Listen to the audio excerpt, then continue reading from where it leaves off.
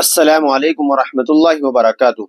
उम्मीद करता हूँ कि आप हजरात खैरियत से होंगे। नाज़रीन, कब्रिस्तान का घास दवा के जरिए खत्म करना कैसा है, तो चलिए इसकी जानकारी के लिए हम दारुल उलूम देवबंद का फतवा देख लेते हैं। फतवा देखने से पहले आपसे छोटी सी गुजारिश है कि अभी तक अगर आपने हमारे चैनल को सब्सक्राइब नहीं किया हो तो जल्दी से सब्सक्राइब भी कर लीजिएगा। तो चलिए फतवा देख लेते हैं। चुनांचे किस साइन ने दारुल उलूम देवबंद से 3 सवाल किए हैं। क्या फरमाते हैं मुफ्तियान इकराम मुंदरजा झैल मसाइल में?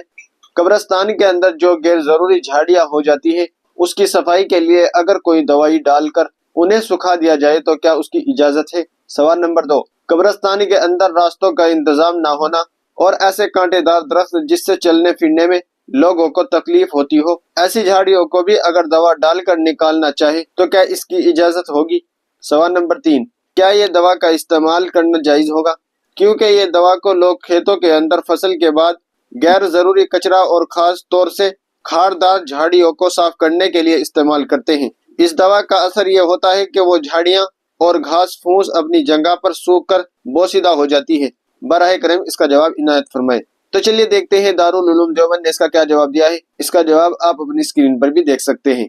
बिस्मिल्लाहिर्रहमानिर्रहीम। कब्रिस्तान में होने वाली घास अगर तरोताजा हो और कब्र के ऊपर हो तो उसे खत्म करना मकरूह है, इसलिए कि वो हरी भरी जब तक रहती है अल्लाह ताला की तस्बीह और तहमीद करती रहती है, जिससे कब्र में मौजूद मैयत को उन्स मिलता है और उसके जिक्र से रहमत नाजिल होती है। अलबत्ता वो घास अगर कब्र के ऊपर हो लेकिन सूखी हो तो उन्हें खत्म कर सकते हैं।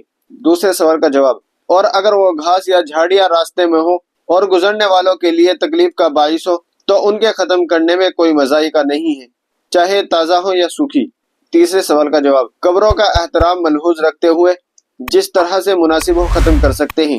दवा के जरिए खत्म करने की गुंजाइश है, लेकिन दवा एहतियात से डालें ताकि कब्र और उसके करीब की घास मुतासिर ना हो। वल्लाहु ताला आलम। दारुल इफ्ता दारुल उलूम देवबंद। नाज़रीन, उम्मीद है कि मसला आपकी समझ में आ गया होगा। तो चलिए फिर मिलते हैं किसी दूसरी वीडियो में।